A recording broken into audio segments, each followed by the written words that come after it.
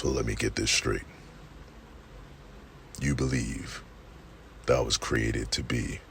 an arbitrarily good guy by another arbitrary good guy,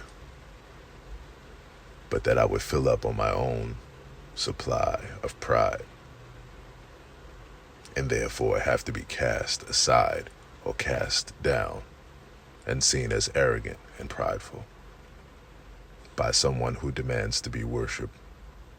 for all eternity, and someone who's supposedly loving,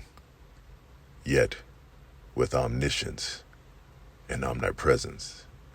he knew before even creating anything what would be the outcome to everything,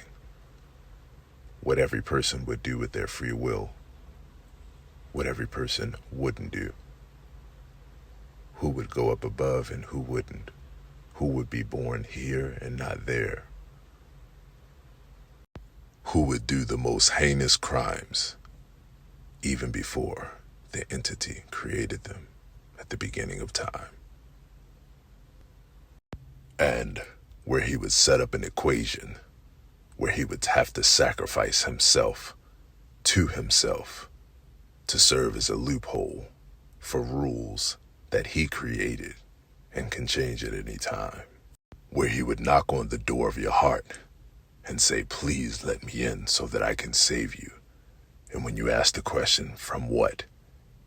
He'd say, from what I'm going to do to you if you don't let me in. So if this is the case, let me ask you a few questions. Would you ever, as a parent, put a playground in the middle of your backyard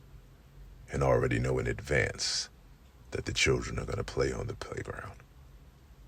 and then tell them not to, and then somehow expect them